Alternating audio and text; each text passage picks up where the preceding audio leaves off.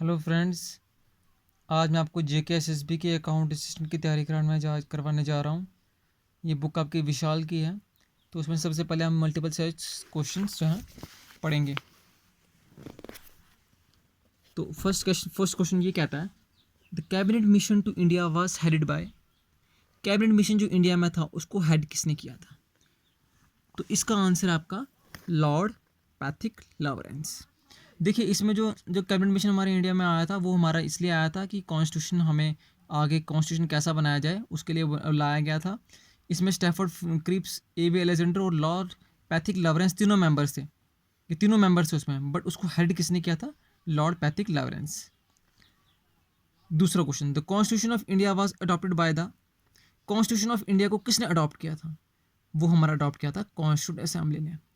यहाँ पे जो है ब्रिटिशर ने कॉन्स्टिट्यूंट असेंबली बनाई थी जिसमें इंडियंस जो थे इलेक्ट करके आए थे। तो उसी ने जो है कॉन्स्टिट्यूशन हमारा इंडिया का बनाया था। तीसरा question, the constituent assembly for undivided India first met on. ये जो कॉन्स्टिट्यूंट असेंबली थी जिसने हमारा कॉन्स्टिट्यूशन बनाया था फॉर अनडिवाइडेड इंडिया, उस टाइम इंडिया डिवाइड नहीं था, फर्स्ट मेट ऑन, वो पहली बार कब मिली थी? तो इसका आंसर है 9 दिसंबर 1946। 9 दिसंबर 1946 को पहली बार जो है कॉन्स्टिट्यूंट असेंबली जो है मिली थी और उन्होंने शुरू की थी हमारी प्रक्रिया कॉन्स्टिट्यूशन हमारा संविधान बनाने की। When the Constituent Assembly for the Dominion of Indian reassembled on 31st October 1947, its reduced membership was। ये कह रहा है कॉन्स्टिट्यूंट असेंबली जो थी जो आपने बनाई थी तो वो मिली, लेकिन फिर बीच में उसका बीच में कुछ टाइम के लिए वो रोकी गई। फिर उसके बाद जब फिर वो रीअसेंबल्ड हुई थी 31 अक्टूबर 1947 को, उस समय उसकी रिड्यूस मेंबरशिप कितनी थी? तो उसकी रिड्यूस मेंबरशिप थी 299। ये आपको फैक्ट है, ये आपको याद रखना है। Who among the following was the constitutional adviser to the constituent assembly of India. अब ये कह रहा है कॉन्स्टिट्यूंट असेंबली जो थी इंडिया की उसका कॉन्स्टिट्यूशनल एडवाइजर कौन सा था? देखिए, यहाँ पे थोड़ी चीज़ें आपको याद रखनी पड़ेगी कि क्वेश्चन से ही पूरी थ्योरी बन जाती है। तो ये इंपॉर्टेंट होता है कि क्वेश्चन से आप थ्योरी पढ़ना चाहो। देखिए, हमने पढ़ा कॉन्स्टिट्यूंट असेंबली यहाँ पे बनी थी, ये इन्होंने हमारा कॉन्स्टिट्यूशन बनाया, इन्होंने अडॉप्ट किया था, ये पहली बार यहाँ मिली। और इसमें बहुत सारे थे मेंबर्स, कोई इसका कॉन्स्टिट्यूशन एडवाइज़र था, कोई उसका ड्राफ्टिंग कमेटी का चेयरमैन था, बहुत सारी पोस्टें इसमें कॉन्स्टिट्यूंट असेंबली में थी। तो जो कॉन्स्टिट्यूशन एडवाइज़र था, जो कॉन्स्टिट्यूशन की एडवाइस देता था कॉन्स्टिट्यूंट असेंबली को, उसका नाम था doctor B N Rao. Doctor B N Rao was the constitutional adviser to constituent assembly of India. Next question, the constituent assembly which frame the constitution for independent India was set up in. जो constituent assembly जो थी जिसने constitution of India का independent India का setup किया था, जो मैंने आपको बताया, वो सेटअप कब हुई थी? 1946 में, क्योंकि हमने अभी पढ़ा पहली बार कब मिली थी, 9 दिसंबर 1946 को। अगला question, who preceded over the inaugural meeting of the constituent assembly of India. जब इनॉग्रल मीटिंग हुई, जब कॉन्स्टिट्यूशन असेंबली बनी, एक असेंबली बनी जिसमें बहुत सारे जो इंडियंस जो चुन के आए थे, तो वो जो कॉन्स्टिट्यूंट असेंबली थी उसका जो था प्रिसाइड किसने किया था? देखो, कोई ना कोई प्रिसाइड करता है। जब भी हमारे लोकसभा होती है, कोई राज्यसभा होती है, तो वहाँ पे एक जैसे हमारा स्पीकर होता है, उस समय उसमें उसको भी हेड करने के लिए एक प्रिसाइडिंग ऑफिसर बनाया जाता है। तो वो कौन बनाया गया था? सचिदानंद सिन्हा बनाया था। देखिए, इसमें क्या था, इसमें था कि सचिदानंद सिंह सबसे पहले बनाए गए थे क्योंकि वो सबसे ओल्ड मेंबर थे उस टाइम पे, तो इसलिए उनको बनाया गया था। लेकिन बाद में जब वोटिंग हुई तो परमानेंट किसको बनाया गया था? वो बनाया गया था डॉक्टर राजेंद्र प्रसाद को। ये क्वेश्चन दोनों ये भी पूछ चुकी है जेकेएसएसबी पहले। Who among the following was the chairman of drafting committee of Indian constitution.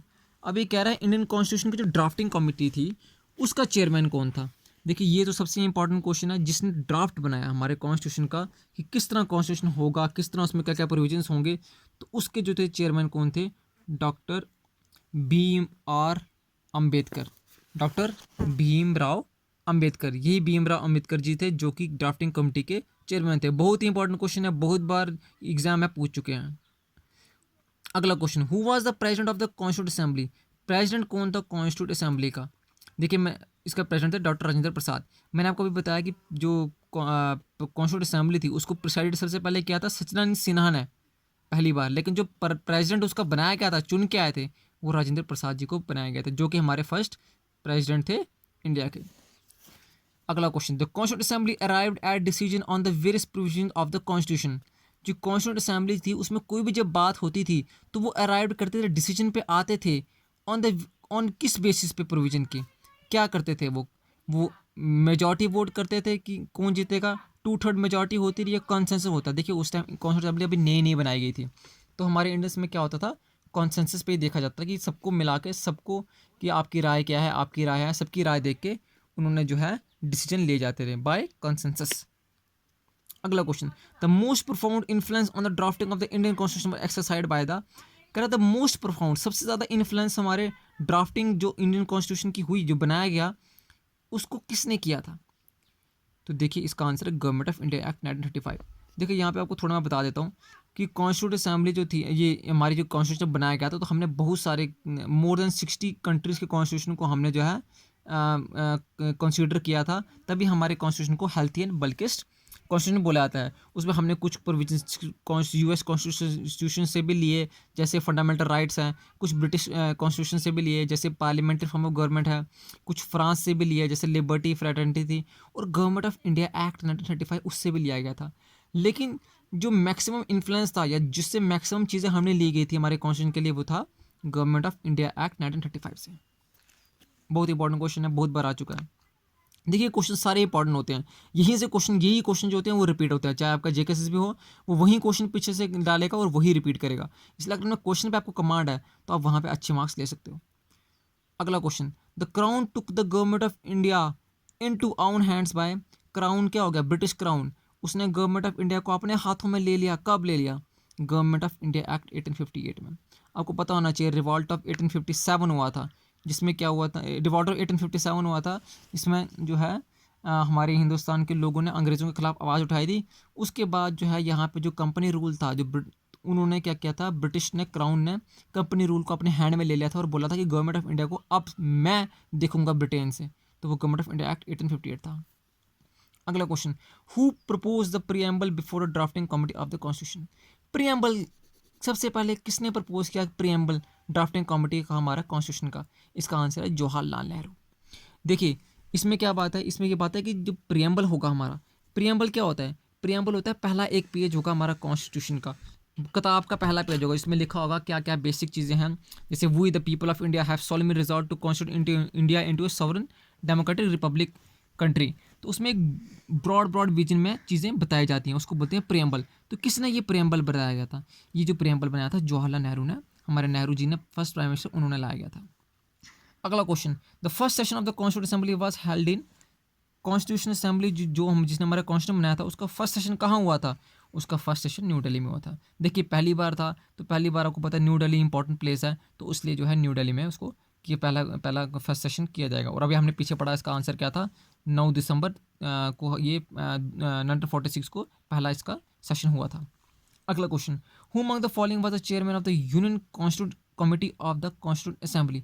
मैंने आपको बताया कि कॉन्स्टिट्यूट असेंबली जो थी उसमें बड़े सारी चीज़ें थी, उसमें उसका कोई कॉन्स्टिट्यूशन हेड था, उसमें कोई कॉन्स्टिट्यूशनल एडवाइज़र था, उसमें उसमें जो था कुछ यूनियन कॉन्स्टिट्यूशन कमेटी थी, उसके चेयरमैन थे, बहुत सारी कमिटीज़ थी, बहुत सारे, उसमें एक ब्रॉड बहुत सारे लोग उसमें थे। तो अब ये बोल रहा है कि जो चेयरमैन कौन था यूनियन कॉन्स्टिट्यूशन कमेटी का कॉन्स्टिट्यूट असेंबली में, तो वो जो थे जवाहरलाल नेहरू थे। देखिए जवाहरलाल नेहरू जो है इंपॉर्टेंट बंदे हैं, जब भी आपको बोला जाए ना किसी का यूनियन कॉन्स्टिट्यूशन का या यूनियन का कुछ का, तो उस समय जो थे वो जवाहरलाल नेहरू ही थे, क्योंकि उनको ही बाद में प्राइम मिनिस्टर बनाया गया था और उनका ही मेन रोल वहाँ पे था, इसलिए यूनियन का उनको ही मैक्सिमम जो दिया जाता था। अगला question number 10, the idea of the constitution of India was first of all given by, सबसे पहले आइडिया किसने दिया कॉन्स्टिट्यूशन का? ये बहुत इंपॉर्टेंट क्वेश्चन है, इसका आंसर है M.N.. Roy. M.N.. Roy was the person जिसने बोला कि हमारा भी अपना एक कॉन्स्टिट्यूशन होना चाहिए, हम अपने कॉन्स्टिट्यूशन को चलाएंगे इंडियन वाले। अगला question, the members of the constitute assembly were, जो मेंबर जो थे कॉन्स्टिट्यूट असेंबली के, जो कॉन्स्टिट्यूट असेंबली अपने बनाई, जिसने हमारा कॉन्स्टिट्यूशन बनाया, जो पहली बार मिली 9 दिसंबर को 1946 को, उसको मेंबर जो थे उसके किस तरह इलेक्ट होके आते थे? They are elected by the provisional assemblies. देखिए हमारे यहाँ पे क्या था, हमारे यहाँ पे बहुत सारे प्रोविजंस थे उस टाइम, जब हमारा इंडिया आज़ादी होने से पहले हमारे यहाँ बहुत सारे प्रोविंस बनाए गए थे, तकरीबन 8, 10, 11 प्रोविंसेस थे। तो उसमें जो था, उसमें से प्रोविंसेस में ऐसे लोग जो हैं चुन के आए थे और वो कॉन्स्टिट्यूट असेंबली में बैठते रहे। जैसे एक समझ लो अब लोकसभा है, लोकसभा में आजकल लोग कहाँ से चुन के आते हैं? स्टेट से। तो वहाँ पे उस समय कॉन्स्टिट्यूट असेंबली में लोकसभा थी, जिसमें लोग चुन के आते थे प्रोविंशियल असेंबलीज में, उसमें इनको प्रोविंशियल असेंबलीज बोलते रहे, उन स्टेट्स को बोलते रहे। तो elected by the provincial assemblies, elected करते रहे। अब यहाँ पे एक और क्वेश्चन कभी आता है कि वो इलेक्टेड डायरेक्टली थे कि इनडायरेक्टली थे, वो इनडायरेक्टली इलेक्ट किए जाते थे। अगला question, who among the following was not a member of the constituent assembly establish in July 1946। कह रहा है कि जो कॉन्स्टिट्यूंट असेंबली बनाई गई थी इनमें से कौन उसका मेंबर नहीं था।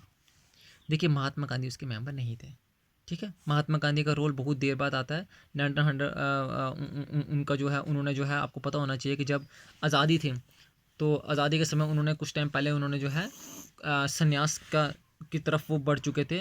वो अपना उन्होंने बोला था कि मैं पॉलिटिकल से दूर रहना चाहूँगा, इसलिए महात्मा गांधी इसका आंसर है। वल्लभ भाई पटेल भी उसमें थे, और के.एम. मुंशी जी भी थे, जी.बी. कृपलानी भी थे। अगला question, India became a sovereign democratic Republic on. India कब सॉवरन बनी, पूरी आज़ादी उसको, डेमोक्रेट रूल, जहाँ पे रूल बाय द पीपल हो, रिपब्लिक कब बनी। याद रखना है आपको 26 जनवरी 1950। जैसे आप बोलते हो ना रिपब्लिक डे, तो हमारा रिपब्लिक डे 15 अगस्त को नहीं आता है, हमारे रिपब्लिक डे आता है 26 जनवरी 1950, क्योंकि इसी दिन हमारा कॉन्स्टिट्यूशन को जो है वो लागू किया गया था। 20, which one of the following made the Indian legislator by cameral. इनमें से कौन सा एक्ट है जिसने जो है इंडियन लेजिस्लेचर को बाई कैमरल बना दिया। बाई कैमरल का मतलब होता है दो, जैसे आज कल के हैं लोकसभा और राज्यसभा, उस समय दो हाउसेस बना दिए थे। तो याद रखना गवर्नमेंट ऑफ इंडिया एक्ट 1919। जो गवर्नमेंट ऑफ इंडिया एक्ट 1919 है, इसी के तहत जो है हमारा लेजिस्लेटिव बाई कैमरल हुआ। देखिए ये फैक्ट्स हैं, इसमें अब याद रखना है कि हर, जैसे इंडियन काउंसिल एक्ट है 1909, इसके भी कुछ प्रोविजंस थे। जैसे सबसे बड़ा इसका प्रोविजन था डायर की, इसमें सॉरी डायर की नहीं, इसमें था आपका सबसे बड़ा प्रोविजन ये था कि सेपरेट इलेक्टोरल दिया गया था मुस्लिम्स को। वैसे 1919 का क्या था, बाई कैमरल था, और भी बड़े से प्रोविजन होते हैं। वैसे 1935 का भी होगा, अभी हमने पढ़ा 1935 के मैक्सिमम प्रोविजन जो हमारे कॉन्स्टिट्यूंट असेंबली में लिए गए हैं। अगला question, the government of India act 1935 vested the residuary power in the. Government of India act 1935 का था, उसने रेजिडरी पावर किस में डाली। देखिए रेजिडरी पावर क्या होती है कि जैसे आज हमारे यहाँ 3 लिस्ट हैं, यूनियन लिस्ट, स्टेट लिस्ट और एक और लिस्ट भी होती है जो आपकी क्या होती है, कॉमन लिस्ट होती है, कॉन्करेंट लिस्ट होती है। तो वैसे रेजिडरी पावर क्या होती है, देखो कुछ पावर होंगे जो दी जाएंगी सेंट्रल गवर्नमेंट को, कुछ पावर हो जाएंगी वो दी जाएंगी स्टेट गवर्नमेंट को। लेकिन रेजिडरी पावर होती है वो किसको दी जाएगी, जो बची कुछ जो पावर होगी जो कि दोनों में नहीं आएगी, वो किसको दी जाएगी। वो उस समय क्योंकि इंडिया आज़ाद नहीं था तो वो दिया गए थे गवर्नर जनरल को। गवर्नर जनरल जो था इस टाइम उसका हेड था, राजा था वहाँ का, इंडिया का उसको हेड था वो, उसको ये रेजिडरी पावर दी गई थी। विच of the following was not one of the features of the government of India act 1935। Government of India 1935 का इनमें से कौन सा प्रोविजंस नहीं है। देखिए क्या प्रोविजन नहीं है 1935 का। देखिए इसमें बाई कैमरल लेजिस्लेशन नहीं होगा, क्यों, अभी हमने पढ़ा ऊपर, ये क्या 1919 का प्रोविजन है कि बाई कैमरल लेजिस्लेशन लाया गया था, इसलिए 1935 में ये नहीं आएगा। तो इसका मतलब ऐसे क्वेश्चन देखना होता है, क्वेश्चन किस तरह देखना, क्वेश्चन को पढ़ना होता है बड़े तरीके से। जैसे इसको बोलते हैं एलिमिनेशन टेक्निक। हमने देखा 35 में, हमने देखा 1919 में तो बाई कैमरल लेजिस्लेशन आया, तो इसलिए इसको निकाल दो, इसका आंसर सी है। और इसी के साथ हमें पढ़ना ये भी होता है कि मतलब बाकी इसके प्रोविजंस हैं, मतलब प्रोविजनल ऑटोनॉमी दी गई थी 1995 में, और डायर की दी गई थी सेंटर में, ठीक है, और ऑल इंडिया फेडरेशन, ये 3 जो है इसके प्रोविजंस थे, फीचर्स थे, बट बाई कैमरल लेजिस्लेशन नहीं था। कोई क्वेश्चंस में एक क्वेश्चंस बनते, कोई क्वेश्चन में 5-6 क्वेश्चंस होते हैं, यही क्वेश्चन रिपीट होते हैं। अगला question, which of the following aimed at providing A federal structure for India. किसने जो है बोला था कि प्रोवाइडिंग करेंगे क्या, federal structure of India. Federal structure क्या हो गया, जहाँ पे सेंटर की पावर अलग हो, स्टेट की पावर अलग हो। तो हमें अभी पढ़ा गवर्नमेंट ऑफ इंडिया एक्ट ने जो है 1935 में ऑल इंडिया फेडरेशन बनाई गई थी, तो इसलिए ये कौन सा एक्ट है, गवर्नमेंट ऑफ इंडिया एक्ट 1935 के तहत। अगला question, the constitution of India borrowed the scheme of Indian federation from the constitution of India ने बोरो किया, खरीदा कहाँ से, scheme of Indian federation, federation होगी जो हमने अभी पढ़ा, ये आपका स्टेट और सेंटर की अलग अलग पावर होगी, फ्रॉम द कॉन्स्टिट्यूशन। किस कॉन्स्टिट्यूशन हमने ये चीज़ें प्रोविजन हमने ली, ये हमने कहाँ से ली थी, कनाडा से ली थी। मैंने आपको बताया हमारे कॉन्स्टिट्यूशन में जो है, जब कॉन्स्टिट्यूशन मेकर से उन्होंने बहुत सारी चीज़ें जो है बाहर के कॉन्स्टिट्यूशन से अंडरस्टैंड करके हमारे प्रोविजंस में लाई थी, तो उसमें जो इंडियन फेडरेशन का कंसेप्ट था वो कहाँ से लिया था हमने, कनाडा में। कनाडा में भी कॉन्स्टिट्यूशन हमारा कंसेप्ट जो है इंडिया के साथ सेम रहता है। अगला question, the constituent assembly closely follows the constitutional system of. अब ये कह रहा है कि पूरा इंडियन कॉन्स्टिट्यूशन अगर पूरा देखा जाए तो किससे क्लोजली, वो किसके साथ ज़्यादातर मैच करता है, यूएसए, यूके, स्विट्जरलैंड के रशिया, यूके। याद रखना है हमारा कॉन्स्टिट्यूशन जो है वो यूके के साथ ज़्यादा करता है। क्यों? क्योंकि यूएसए में प्रेसिडेंट है, प्रेसिडेंट अभी तक बैरक ओबामा, फिर और अभी भी है मुझे ट्रम्प, अभी ट्रम्प है, तो वहाँ पे प्रेसिडेंट है। यूके में अगर बात करें, यहाँ पे प्राइम मिनिस्टर इस टाइम भी है, क्वीन भी है, जैसे वहाँ क्वीन है, हमारे यहाँ प्रेसिडेंट है। तो यूके से हम मैक्सिमम कॉन्स्टिट्यूशन हमारा मिलता है। देखिए, मैं आपको जो तैयारी करा रहा हूँ, मैं आपको क्वेश्चन इसलिए करा रहा हूँ क्योंकि मैं कोई टीचर नहीं हूँ, बट मैं एक कॉम्पिटिटर हूँ। मुझे पता है किस तरह के क्वेश्चन आते हैं, किस तरह आते हैं। मैंने सभी मैक्सिमम एग्जाम्स क्लियर किए हैं, जेके एसएसबी के। लाइक मैं अगर आपको बताऊं तो मैंने इंस्पेक्टर का एग्ज़ाम क्लियर किया है, फाइनेंस इंस्पेक्टर का। मैंने एएसटीओ का एग्ज़ाम क्लियर किया है। मैंने नायब तहसीलदार का एग्ज़ाम क्लियर किया है। और अभी मैंने जेई का एग्ज़ाम क्लियर करके मैं जूनियर इंजीनियर पोस्टेड हूँ JNK में। सो मैं एक कंपटीटर हूँ। मैं आपको उस तरह तैयारी कराऊंगा ताकि कम टाइम में सबसे पहले आपको तैयारी हो सके। मेरा रूल यही होता है कि सबसे पहले वेरी वेरी इंपॉर्टेंट पढ़ा जाए, जो कि क्या होते हैं क्वेश्चंस, फिर ही वेरी इंपॉर्टेंट, उसके बाद इंपॉर्टेंट, फिर सारा। इसलिए पहले मैं क्वेश्चंस आपको कराऊं और मैं आपको ब्रॉड अंडरस्टैंडिंग इसमें डालूं, उसके बाद मैं आपको थ्योरी भी आस्ता आस्ता जो जो इंपॉर्टेंट होता जाएगा मैं कराऊंगा, ताकि मैक्सिमम सिलेक्शंस इससे हो जाएँ। अगला question, which of the following is a feature common to the both Indian federation and American federation. अब ये कह रहा है कि कॉमन फ्यूचर कौन सा है अमेरिकन फेडरेशन में भी और इंडियन फेडरेशन में, क्या कॉमन है? तो इसका आंसर है a federal supreme court to interpret the constitution. देखिए क्या हो गया, हमारे यहाँ पे भी सुप्रीम कोर्ट है जो कि इंटरप्रेट करता है कि कॉन्स्टिट्यूशन, फाइनल कॉन्स्टिट्यूशन में क्या होगा। वहाँ पे भी फेडरल सुप्रीम कोर्ट है जो कि इंटरप्रेट करता है कि कॉन्स्टिट्यूशन क्या है। 3 लिस्ट इन द कॉन्स्टिट्यूशन ये नहीं है। जैसे बात करें तो ये फीचर नहीं है। सिंगल सिटीजन हमारे यहाँ तो सिंगल है, मगर यूएसए में है, इसलिए ये तो इसका आंसर नहीं है। गाइस, मैं अगली वीडियो में आपका नेक्स्ट प्रोविजंस लेके आऊँगा। आप मुझे बताया मेरी वीडियो कैसी लगी, प्लीज़ लाइक एंड शेयर कर दीजिए।